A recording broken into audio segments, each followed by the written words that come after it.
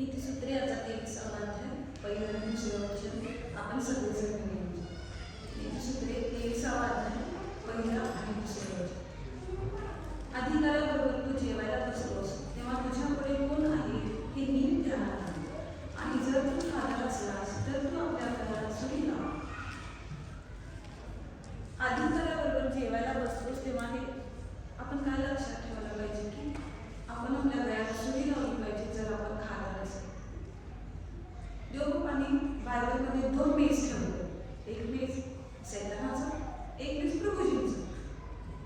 मग आपण असा विचार करतो, जर आपण विश्वासणारे आहे तर बायबलमध्ये सैतानाचा मेजाशी लिहिण्याचं काय कारण? पण इथं काय लिहिलंय? अधिकाऱ्याबरोबर जेवायला बसतोस तेव्हा. जगाचा अधिकारी कोण? तर जगाचा अधिकारी शत्रू सैतान. त्यामुळे ज्या वेळेस आपण सैतानाच्या संगतीमध्ये असणार आहे त्यावेळेस आपण असा विचार केला पाहिजे की जे आपल्या समोर ठेवले ते प्रभूजींच्याकडे आहे, काही सैतानाची युक्ती आहे. आणि या गोष्टीमुळे सैतान आपल्याला प्रभूजींपासून दूर घेऊन जात असतो.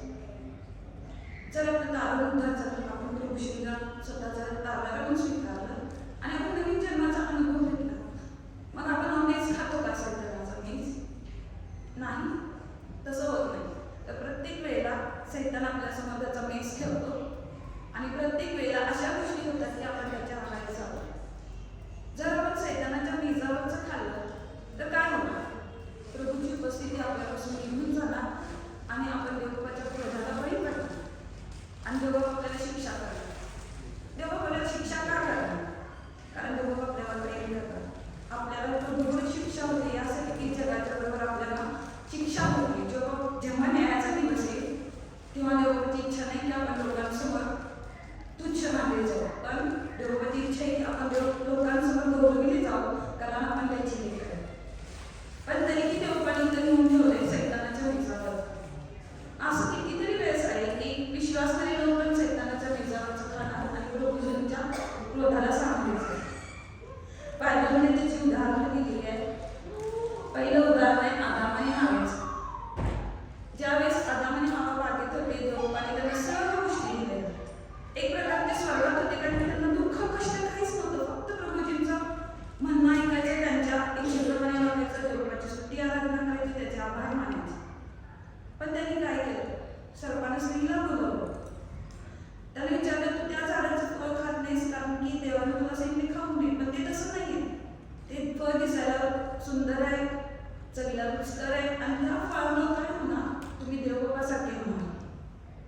हवेनं असा विचार केला असेल की काय मला देवबाप असं सांगतात की मी ते फळ खायचं नाही म्हणजे मी देवासाठी होणार. त्यामुळे तिचा स्वार्थ आला, तिचा लोभीपणा आला. सैतानाने तिच्यापुढे तिचा मेज मांडला, पण ती विसरून गेली की हा मेज सैतानाचा आहे. शी वॉज अनेबल टू डिफरन्शिएट. तिला ते डिफरन्शिएट करता आलं नाही आणि तिने ते फळ घेतलं आणि तिने ते आदामाला पण दिलं. त्या दोघांनी ते फळ खाल्लं. त्याचा परिणाम काय झाला? सर्व भूमीवर त्याचा शाप आला आणि आदामाला आणि हवेला देवबापानं शाप दिला की तू निधड्याच्या घामानं काम करशील आणि मग कष्टानं भाकरी करशील. आणि हवेला काय सांगितलं की तू कष्टामध्ये तू प्रसवशील. एकेकाने देवबापाने त्यांना स्वर्गीय शांती दिलेली, स्वर्गीय जीवन दिलेलं, कुठल्या गोष्टीचा त्रास दिला नव्हता. पण शत्रू सैतान इतका हुशार होता की त्यांना काय सांगितलं, तुम्ही फळ खाल्लं तर तुम्ही देवबापा समान व्हा. आणि देवबापाच्या समान होण्यासाठी त्यांनी ते फळ खाल्लं. पण ते काय झाले? ते देवबापाच्या प्रीतीला अंतर गेलं. त्यांनी स्वतःवरती पण शाप आणला आणि पूर्ण भूमीला त्यांनी शापित केलं. आणि त्याचा परिणाम देवबापाला स्वतःचा पुत्र प्रभू ईश्वरला वधस्तंभावर द्यावा लागलं आपल्या बापाच्या क्षमेसाठी. म्हणजे सैतान आपल्यावरती इतका अट्रॅक्टिव्ह मेस ठेवणार, इतका छान टेबल ठेवणार की we will not think the consequences. आपण काय करणार? आपण तो मेस खाणार आणि आपण आपल्या प्रभूला लज्जित करणार आणि त्याची शिक्षा आपल्यावरती घेणार. त्याच्यानंतर काय? दावीद राजा देवबापाच्या इच्छेने झालेले राजा होते. देवबापाने त्यांना स्वतःहून निवडले होते. दावीद राजा इतके हुशार आणि पराक्रमी राजा होते. पण दावीदानं काय केलं? जेव्हा उज्जिया लढाईसाठी गेला, दावीद गच्चीवरती फिरत होता. त्यानं काय बघितलं? उज्जियाच्या बायकोला बघितलं. दावीदाच्या मनामध्ये तिच्याशी लोभ आला. दावीदानं व्यभिचार केला. त्यानं काय केलं? पत्र लिहिलं सरदाराला की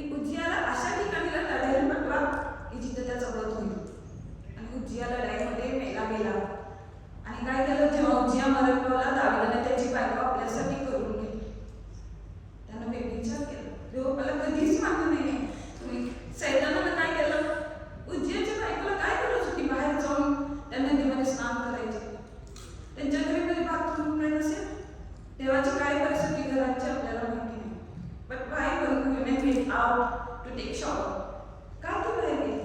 हे शत्रू सैतानानं सगळं प्लॅन केलेलं.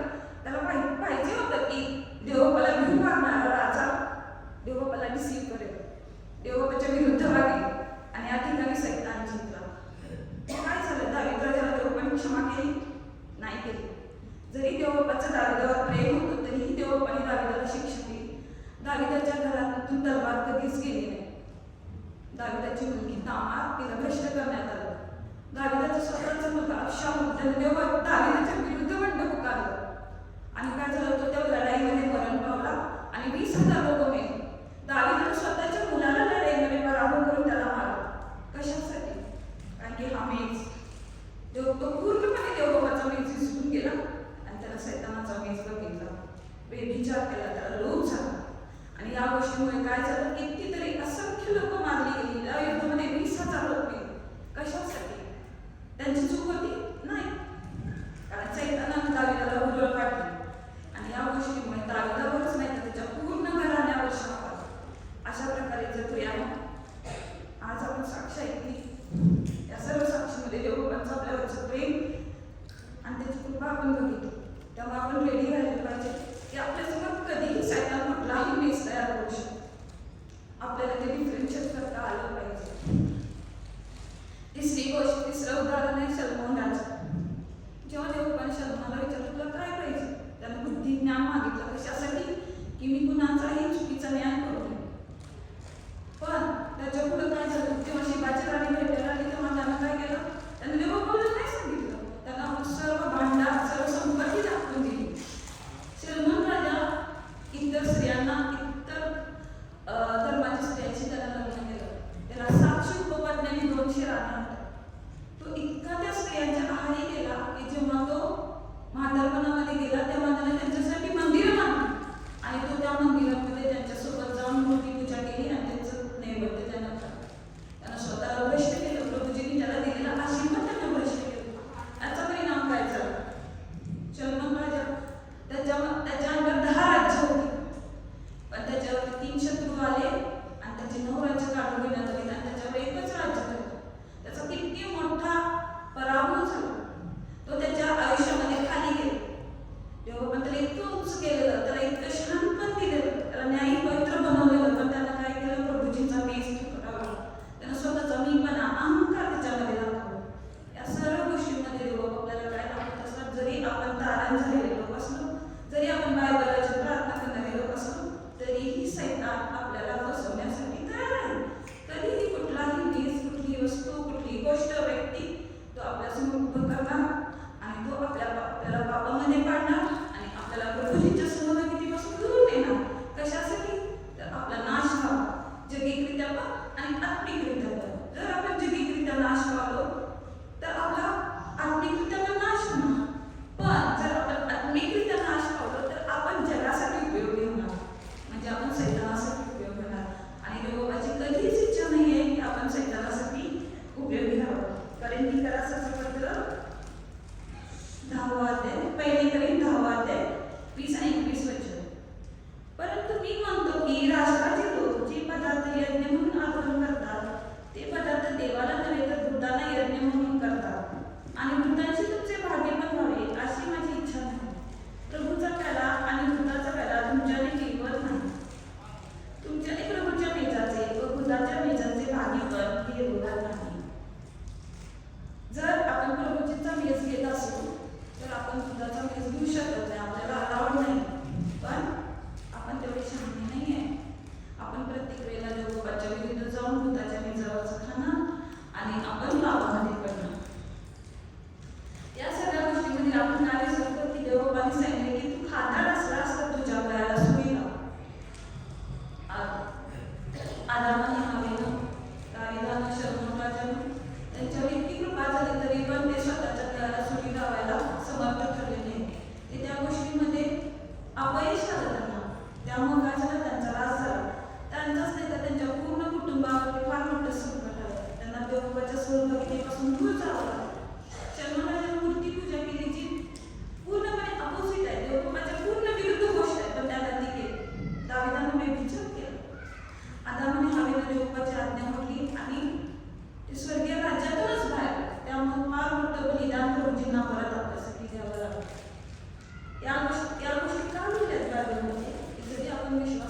असतो, जरी आपण बाळगण्याची प्रार्थना करत असतो तरी कुठल्याही क्षणाला कुठल्याही वेळेला सैतान आपल्यावरती हल्ला करणार आणि आपल्याला देवबाच्या सहभागितेपासून दूर नेणार आणि आपल्याला त्या गोष्टीची किंमत मोजावी लागते. पण बायबलमध्ये असेही लोक आहेत ज्यांनी आयुष्यभर देवाची इच्छा जाणली आणि त्याप्रमाणे ते राहिले. उत्पत्ती याचा 12वा अध्याय आणि 5वे वचन आपण वाचूया. ज्यांना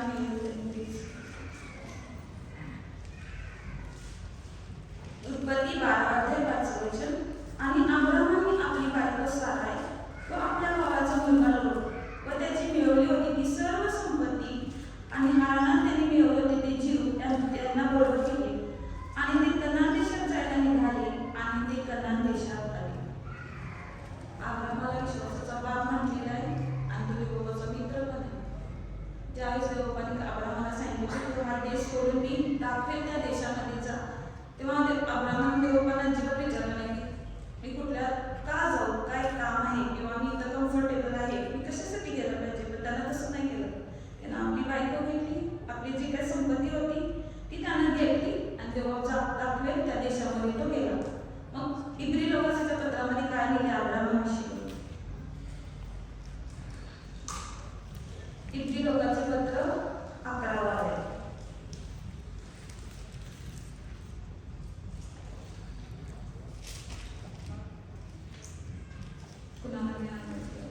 इब्री लोकांचे पत्र 11वा अध्याय 8, 9, 10.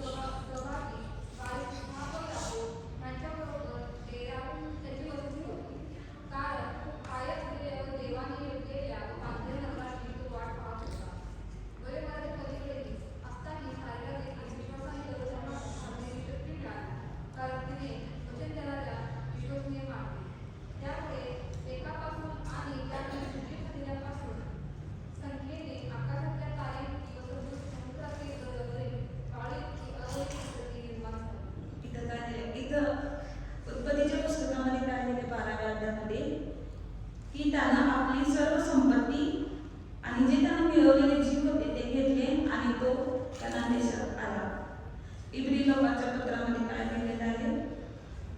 11वा अध्याय विश्वासाने तो जसा परदेशात तसा वचनाने दिलेल्या देशात पुरी म्हणून राहिला. त्यांनी इसाक आणि याकोब जे त्याचे वचनाचे सोबती बदलतात यांच्याबरोबर राहुट्यांमध्ये वस्ती केली. जेव्हा अब्राम तिथून निघाला तेव्हा अब्रामाकडे संपत्ती होती, पण इतर काय केले, जेव्हा तो त्या देशामध्ये आला तेव्हा तो राहुट्यांमध्ये त्याला वस्ती केली. म्हणजे त्यावेळेसची अब्रामाची परिस्थिती आणि जेव्हा तो बाहेर निघत होता तेव्हाची परिस्थिती यामध्ये फरक आहे. त्यावेळेस अब्रामाकडे तेवढी संपत्ती नव्हती, नाहीतर तो राहुट्यांमध्ये राहिला नसता, त्यानं चांगलं घर बांधलं असतं स्वतःसाठी. पण त्यानं नेहमी देवबाच्या वचनाकडे लक्ष दिलं.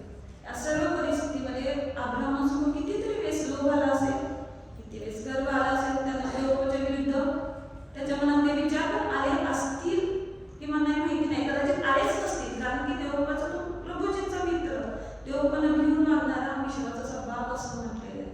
आणि अब्राहामानं पूर्ण आपल्या आयुष्यामध्ये काय केलं, देवबाचा मेज आपल्या समोर ठेवलं.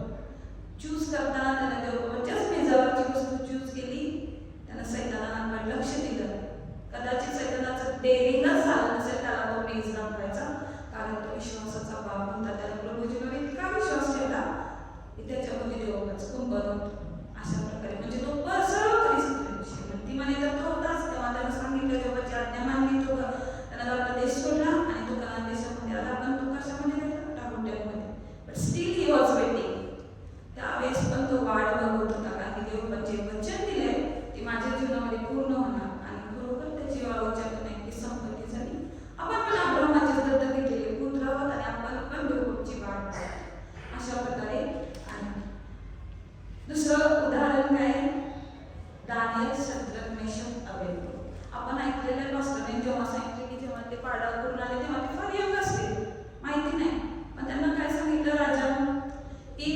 तुम्ही राजाचं जेवण जेवायचं आणि त्याच्यानंतर तुमची परीक्षा होईल, तुम्हाला सर्व विद्येचं शिक्षण वगैरे मिळणार.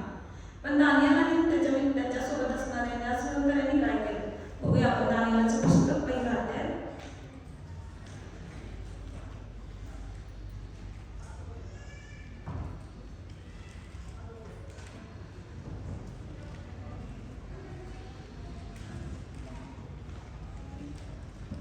दानिएलचं पुस्तक पहिला अध्याय 8 वचन. आणि दानिएलने आपल्या मनात निश्चय केला की आपण स्वतःला राजाच्या अन्नाने किंवा त्याच्या पिण्याच्या द्राक्षरसाने विटाळणार नाही. म्हणून त्याने शंडाच्या अधिकाऱ्याला विनंती केली की मी आपणाला विटाळू नये. त्याच्यानंतर 18 ते 20 वचन आपण बघत असतो. मग ज्या दिवसाच्या शेवटी त्यांना आपल्याकडे आता नाही म्हणून राजाने आज्ञा केली होती, ते दिवस संपल्यावर शंडाच्या अधिकाऱ्याने त्याला नबूकदनेस्सरासमोर आत आणले. तेव्हा राजाने त्यांच्याशी संभाषण केले आणि त्या सर्वांमध्ये दानिएल, हनन्या, मिशाएल व अझरिया यांच्यासारखा कोणी सापडला नाही. म्हणून ते राजापुढे उभे राहू लागले. आणि बोधाच्या किंवा ज्ञानाच्या ज्या कोणत्याही गोष्टीविषयी राजाने त्यांना विचारले, तिच्यातले त्याला जे सर्व जादूगार व ज्योतिषी त्यांच्या सर्व राज्यात होते त्याच्यापेक्षा 10 पट उत्कृष्ट दिसून आले.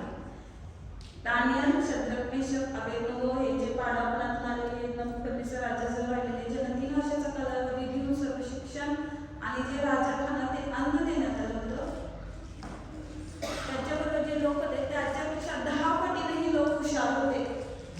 कशासाठी? 8व्या वचनात लिहिल्याप्रमाणे त्यांनी ते सर्व जेवण जे राजा देणार ते खाऊन स्वतःला वेटाळलं नाही.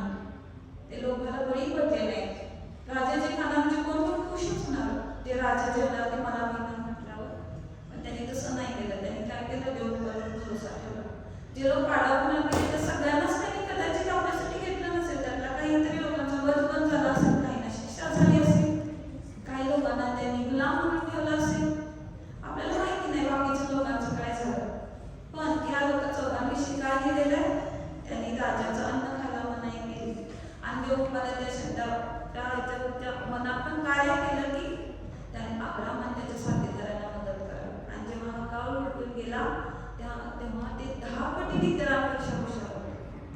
त्यांनी काय केलं? सैतानाचं मीच नाही मान्य केलं तर त्यांनी प्रभूजी नवूच केलं. देवबापाच्या आज्ञेमध्ये राहिले आणि त्यांनी देवबापाचा मीच आपल्या जीवनामध्ये ऍक्सेप्ट केलं. त्याच्यामुळे काय झालं? त्यांच्याकडे भरपूर गौरव झाला. नबूकदनेस्सराच्या राज्यामध्ये दानिएलकडून देवबापाने इतके कार्य केले, इतकं कार्य केलं की तो फक्त राजाच नावाला होता. जे काही डिसिजन घ्यायचे होते, जे काही करायचं होतं ते सगळं दानिएल घेणार. पण दानिएल कोणाच्या इच्छेने घेणार? देवबापाच्या इच्छेने. आणि तो जो काही फतवा काढणार त्याच्यावरती राजा फक्त मोहर लावणार. अशा प्रकारे दानिएलने त्याच्या आयुष्यामध्ये देवबापाला सतत उंच केलं. पण तो हे उंच का करू शकला? कारण की त्याने सैतानाच्या मेजाकडे लक्ष दिलं. He never ever seen that. आणि त्यामुळे प्रभूजींनी त्याला काय केलं? पूर्ण आशीर्वाद आला, पूर्ण सामर्थ्यानं, ज्ञानानं, बुद्धीनं त्याला बनवलं. अशा प्रकारे प्रियानो, प्रत्येक वेळेस आपल्याला कष्ट दुःख पण येणारच, पण त्याच्याबरोबर आपल्याला फार लक्झरियस गोष्ट येणार. अशी एखादी गोष्ट आपल्यासमोर सैतान ठेवणार की आपल्यासाठी चांगलं आहे. राजाचं अन्न खाणं चुकीचं नाही आहे. राजाचं अन्न म्हणजे ते टेस्ट केलेलं असणार, ते पहिला कुणीतरी दुसऱ्यांनी खाऊन बघितलं असणार की खरोखर हे चांगलं आहे, त्याच्यात विष भात आहे, काय कुणी मिळवलं नाही. बट तरी पण त्याला ते रिजेक्ट केलं. मग आपल्याही जीवनामध्ये असे बरेच मोह येणार, संधी येणार. पण आपण बघितलं पाहिजे की ह्या देवबापाकडून आहे काय सैतानाकडून आहे की ज्याच्याद्वारे आपण प्रभूपासून दूर जाणार. जेव्हा देवबापाने शिष्याला आचरण केलं, त्यांनी काय सांगितलं देवबापाने त्यांना की तुम्ही जे आहे ते सगळं सोडून या. त्यांनी पायावर पाहणं न घालता प्रभूजींबरोबर शिष्य केले.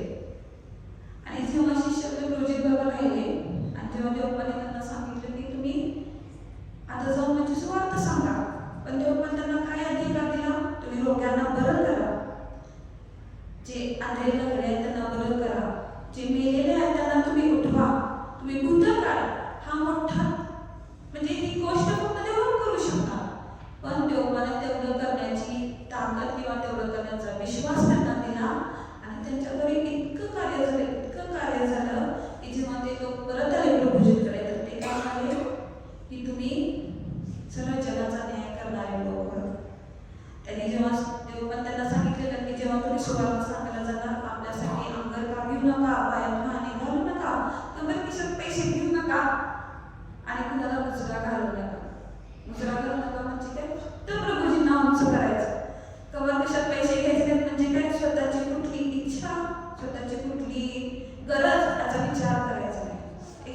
कपडे घ्यायचे नाही, चपला वाहनं घालायचे नाही. कशासाठी? कारण की देवबाप त्यांच्याद्वारे कार्य करणार होते. या सर्व गोष्टींची काळजी घेण्यासाठी प्रभूजींनी त्यांच्या सर्व प्रवासामध्ये प्रत्येक ठिकाणी माणसं ठेवलेली. ज्या ज्या ठिकाणी ते जात होते त्या त्या ठिकाणी त्यांचं वेलकम करणारे पण लोक होते आणि त्यांना विरोध करणारे पण लोक होते. जे त्यांचं वेलकम करत होते, जे त्यांना ऍक्सेप्ट करत होते, त्यांच्याद्वारे देवबाप या सर्व शिष्यांच्या गरजा पुरवत होते. या सर्व परिस्थितीमध्ये शिष्यांनी देवबापांच्या आज्ञामध्ये त्यांनी पैसे घेतले नाहीत आणि एक्स्ट्रा कपडे घेतले नाहीत, ना वाहना घातला नाही. अशा प्रकारे देवबाने त्यांचा वापर केला आणि सर्व जगामध्ये आपलं वचन त्यांनी दिलं. त्याच्यानंतर कोण? नोहाच्या काळामध्ये इतका व्यभिचार झाला, इतकं हे झालं की देवबाने पूर्ण पाण्याने पृथ्वीचा नाश केला. पण देवबाने नोहाला काय वेळ दिला, तारू तयार करायचं. नोहा, त्याची बायको, त्याची मुलं, त्याची सुना आणि त्याच्याबरोबरचे थोडे जे प्राणी होते त्यांनाच फक्त देवबाने तारूमध्ये दिले. नोहाच्या काळामध्ये अशी परिस्थिती होती की प्रभूची संतापले, देवबापाचा राग या जगावरती आला आणि त्यामुळे काय झालं, देवबाने या पूर्ण जगाचा नाश केला. 40 दिवस ऐसरावर पाणी पडलं, अररात पर्वतापर्यंत पाणी गेलं आणि सर्व जगाचा नाश झाला. पण जेव्हा पाऊस थांबला आणि जेव्हा पृथ्वीवरचं वातावरण राहण्यासारखं झालं, तेव्हा देवबाने काय केलं, सर्व पृथ्वी नोहा आणि त्याच्या फॅमिलीच्या ताब्यात दिली. He was a king of that land. म्हणजे त्याला देवबाने त्याला एक प्रकारे राजाच केलं. तुम्ही पुष्कळ सफळ व्हा, भरपूर मुलांना जन्म द्या. देवबाने त्याला आशीर्वादित केलं. या सर्व जेव्हा तो राहत होता तेव्हा जेव्हा नोहाच्या काळामध्ये पण नोहाला पण त्याच्यात टेम्पटेशन समोर आले असतील, त्याला पण लोभ आला असेल, तर हे वाटलं असेल आपण पण या लोकांसारखं आईश करूया, चैनी करूया, कशाला देवबाच्या बंधनामध्ये राहायचं, नियमांमध्ये राहायचं. नोहाने तसं नाही केलं. देवबाचा मेज त्याला देवबाच्या मेजाकडे बघितलं. त्याला त्याची चॉईस होती ती देवबाचा मेज होता. त्याने शत्रुसदाच्या मेजाकडे बघितलं नाही. प्रियानं ज्यावेळेस त्या लोकांचं जीवन असं होतं, सैतानाला आपला मेज दाखवायची संधीच मिळाली नाही. Satan never ever had that opportunity to show them the choices. त्यांना चॉईस करायची संधी द्यावीच लागली नाही सैतानाला, की त्याला माहितीच होतं की मी किती जर याच्यामुळे अट्रॅक्टिव्ह गोष्ट ठेवली, काहीही केलं तरी देवबाचे शिष्य, दानिएल, शद्रक, मेशक, नोह ही लोक कधीच माझा मेज स्वीकारणार नाही. अशा प्रकारे देवबाने नोहाला पण दिलं. त्याच्यानंतरचं उदाहरण आहे मोशे. मोशेचा जन्म झाला. मोशेबा इतका सुंदर होता, त्याच्या आईने त्याला लपवलं, पण 3 महिन्यात ती लपवू शकली नाही. मग काय झालं, फारोच्या कन्येनं मोशेला सांभाळलं. मोशे राजवाड्यामध्ये राहिले. मोशे इतकं सुंदर राजवाड्यामध्ये राहिले, पण काय केलं मोशेनं, राजवाड्याचं जीवन त्याचा त्याग केला आणि आपल्या लोकांसाठी मोशे अवेलेबल राहिले. देवबाने त्यांना चूज केलं. पण त्याच्या आधी मोशेने 40 वर्ष आपल्या सासऱ्याच्या इथं काम केलं मेंढपाळाचं. मोशे तिथं जाऊन मेंढपाळ चालत होता 40 वर्ष. या 40 वर्षाच्या काळामध्ये देवबाने काय केलं, मोशेला ट्रेनिंग दिलं की मोशे इस्रायल लोकांचा मेंढपाळ होणार. इतक्या सगळ्या लोकांना सांभाळायचं काम कसं करायचं याचं ट्रेनिंग देवबाला त्याला द्यायचं होतं. त्यामुळे त्याने काय केलं, मोशेला 40 वर्ष मेंढपाळ म्हणून राबवण्यात आलं आणि त्याच्यानंतर प्रभूजींनी त्याचा वापर इस्रायल लोकांसाठी केला. या पूर्ण इस्रायल लोकांच्या प्रवासामध्ये त्यांना स्वर्गीय मन्ना मिळाला, पाणी मिळालं, त्यांची वाहनं कधी खराब झाली नाही, त्यांचे कपडे फाटले नाही, कोण आजारी पडलं नाही. ज्या ज्या वेळेस त्यांना काही शिक्षा झाली ती फक्त आणि फक्त मूर्तीपूजन, व्यभिचार, प्रभूजींचं वचन न मानण्यामुळं आणि देवबापाचा मेज मान्य न केल्यामुळं इस्रायल लोकांवर शिक्षा आली.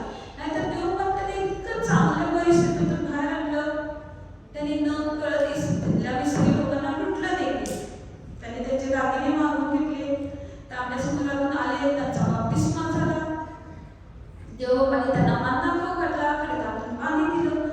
अशी कुठलीच गोष्ट प्रभूजींनी त्यांच्यापासून राखून ठेवली नाही. पण या लोकांना हे कळलं नाही. त्यांनी काय केलं, पासरू केलं, त्याची मूर्तीपूजा केली. बलामाच्या तिकडे जेव्हा गेले, त्यांनी जेव्हा त्या मोवाबी बायका त्यांच्यासमोर सोडलं, तेव्हा त्यांनी व्यभिचार केला. त्याच्यामुळं काय झालं, मोशेला देवबाने आज्ञा दिली की तुझे जे पुढारी आहेत त्यांना फाशी दे. आणि जेव्हा त्यांनी एक इस्रायल लोक किंवा मोवाबी बाईक घेऊन आला आणि जेव्हा त्या फिनासाने तिला भोकसलं, त्याला मारलं, तेव्हा काय झालं, ती पटकी बंद झाली आणि त्यावेळेस 20,000 लोक इस्रायल लोक मरण पावले.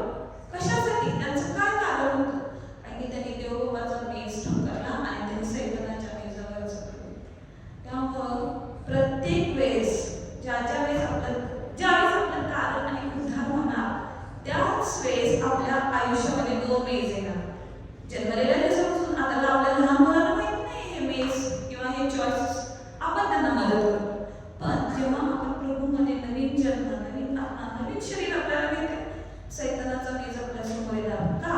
तेव्हाच आपली सैतानाबरोबर झोपणी सुरू होणार, तेव्हाच आपली आत्मिक लढाई सुरू होणार आणि तेव्हाच देवबापाचं कार्य आपल्या जीवनाद्वारे होणार. त्यासाठी आपण काय करायला पाहिजे? आता आपण जर असं म्हटलं की नाही माझं तारून उद्धार झालं, मी काय सैतानाचा मेज घेणार नाही, कारण की मला माहिती आहे, पण असं शक्य आहे का आपल्याला? आपण स्वतःच्या द्वारे या गोष्टी करू शकतो का? तर फिलिपिकरास पत्र याचा 14वा अध्याय आणि 13वा वचन, 4था अध्याय आणि 13वा वचन, फिलिपी 4था अध्याय आणि 13वा वचन.